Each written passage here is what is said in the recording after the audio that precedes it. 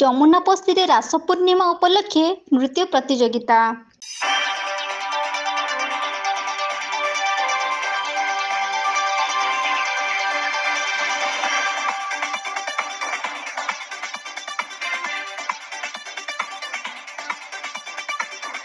ଶୀତ ଥର ଥର ସନ୍ଧ୍ୟା। ସୂର୍ଯ୍ୟ ଅସ୍ତଗାମୀ ହେଲା ପରେ ଅନ୍ଧକାରର କଳାଛାଇ ଘୋଡ଼େଇ ଆସିଥାଏ ଧରଣୀ ରାଣୀର ସର୍ବାଙ୍ଗ ଶରୀର ଉପରେ। ସନ୍ଧ୍ୟାର ସମୟ ଯେତିକି ବଢ଼ି ବଢ଼ି ଯାଉଥାଏ, ଶୀତର ପ୍ରକୋପ ସେତିକି ମାଡ଼ି ମାଡ଼ି ଆସୁଥାଏ। ଘର ଭିତରୁ କାହାରିକୁ ବାହାରି ଆସିବାକୁ ଇଚ୍ଛା ନଥାଏ। ଲୋମ ଟାଙ୍କୁରା ଶୀତରେ ପ୍ରତ୍ୟେକ ଲୋକ ଘରେ ଥାଇ ଶୀତ ରାତିର ସମୟ କାଟିବାକୁ ଭଲ ପାଆନ୍ତି। ତଥାପି ବେଳେବେଳେ ଏମିତି ସମୟ ଆସିଯାଇଥାଏ, ଶୀତର ପ୍ରଭାବରେ ଘରୁ ବାହାରିବାକୁ ଇଚ୍ଛା ନଥିଲେ ମଧ୍ୟ ବାହାରିବାକୁ ବାଧ୍ୟ ହୋଇଥାଏ ବ୍ୟକ୍ତି ଜଣକ। ସେମିତି ଏକ ଦୃଶ୍ୟ ଦେଖିବାକୁ ମିଳିଛି କେନ୍ଦୁଝର ଜିଲ୍ଲା ପାଟଣା ବ୍ଲକ ଅନ୍ତର୍ଗତ ଯମୁନାପୋଷୀ ଗ୍ରାମ ପଞ୍ଚାୟତରେ। ଗ୍ରାମର ରାସପୂଜା କମିଟି ଦ୍ୱାରା ଖୁବ୍ ଧୁମଧାମରେ ପାଳନ କରାଯାଇଛି ରାସ ପୂର୍ଣ୍ଣିମା ଉତ୍ସବ।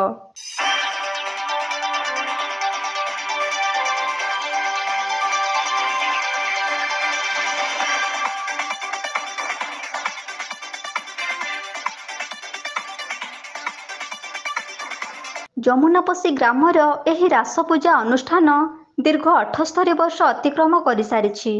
ଲମ୍ବା ସମୟ ଧରି ଖୁବ୍ ଧୁମଧାମରେ ଗ୍ରାମବାସୀଙ୍କ ମିଳିତ ସହଯୋଗରେ ଉତ୍ସାହ ଉଦ୍ଦୀପନା ମଧ୍ୟରେ ରାସପୂଜା କାର୍ଯ୍ୟକ୍ରମ କରାଯାଇଛି। ଆଖପାଖରେ ସେମିତି କିଛି ଆନୁଷ୍ଠାନିକ କାର୍ଯ୍ୟକ୍ରମ ହେଉନଥିବା ଯୋଗୁଁ ଏଠାରେ ପ୍ରବଳ ଜନଗହଳି ଦେଖିବାକୁ ମିଳିଥାଏ। ବେଳ ବୁଡ଼ି ସନ୍ଧ୍ୟା ଘନେଇ ଆସିଲେ ଶୀତକୁ ଖାତିର ନ କରି ଛୋଟରୁ ବଡ଼ ପର୍ଯ୍ୟନ୍ତ ରୁଣ୍ଡ ହୋଇଯାଆନ୍ତି ରାସ ପୂର୍ଣ୍ଣିମା ପଡ଼ିଆରେ। ଠାକୁର ଦର୍ଶନ କରିବା ସହିତ ମନୋରଞ୍ଜନର ଖୋରାକ ଦେଇ ଆସୁଥିବା ରାସ ପୂଜା କମିଟି ଦ୍ୱାରା ନୃତ୍ୟ ପ୍ରତିଯୋଗିତାର ନୃତ୍ୟ କଳା ଉପଭୋଗ କରିଥାନ୍ତି ଦର୍ଶକ। ଖୋଲା ସ୍ଥାନରେ ଝିଲମିଲ ରଙ୍ଗୀନ ଆଲୁଅରେ ଚମକୁଥିବା ରଙ୍ଗୀନ ରଙ୍ଗମଞ୍ଚରେ ଭିଡ଼ ଜମାଇ ଦେଇଥାନ୍ତି ଛୋଟରୁ ବଡ଼ ପର୍ଯ୍ୟନ୍ତ ଦର୍ଶକ ସମାଜ।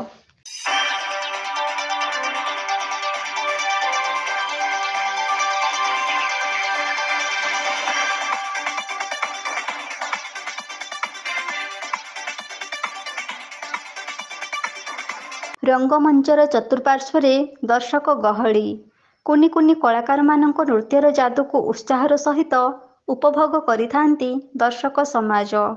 କୁନି କୁନି ପାଦର ଘୁଙ୍ଗୁର, ଆକର୍ଷଣୀୟ ବେଶଭୂଷାରେ ରଙ୍ଗମଞ୍ଚ ଭରିଉଠେ ଚୂନ ଚୂନ ଫଗୁଣର ସପ୍ତରଙ୍ଗ। ଅଭିନୟର ମୁରୁଜ ବିଞ୍ଚି ପ୍ରତ୍ୟେକ ଦର୍ଶକମାନଙ୍କୁ ଭିନ୍ନ ଭିନ୍ନ ନୃତ୍ୟର ମନୋରଞ୍ଜନ ଭେଟି ଦେଉଥାନ୍ତି ନୃତ୍ୟ କଳାକାର। ଶୀତର ପ୍ରକୋପ ପ୍ରଭାବ ଦେଇପାରେ ନାହିଁ ଦର୍ଶକମାନଙ୍କୁ।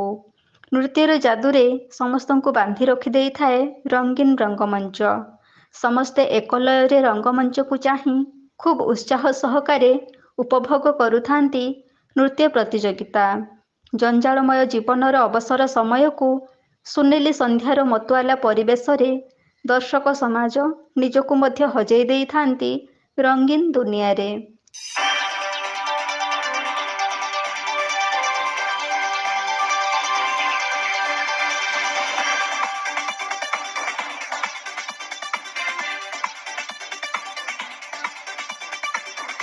ପ୍ରତିଯୋଗିତାରେ ଜଜ୍ ଭାବେ ରମେଶ ଚନ୍ଦ୍ର ନାୟକ, ବାସୁଦେବ ସିଂ ଏବଂ ଋଷିନାଥ ମହାନ୍ତ ପ୍ରତିଯୋଗୀମାନଙ୍କୁ ଚିହ୍ନଟ କରିବାର ଗୁରୁଦାୟିତ୍ୱ ବହନ କରି ମୂଲ୍ୟାଙ୍କନ କରିଥିଲେ।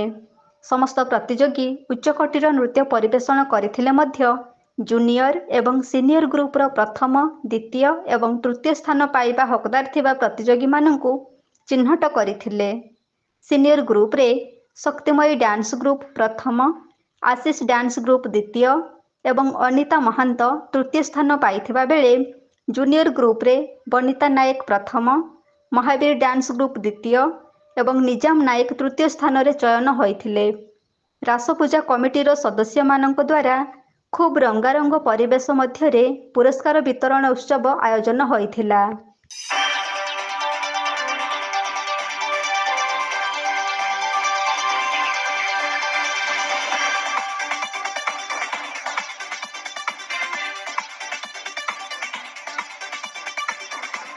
ପାଟଣାରୁ ଦେବାନନ୍ଦ ମହାନ୍ତଙ୍କ ରିପୋର୍ଟ, এবি ନ୍ୟୁଜ୍।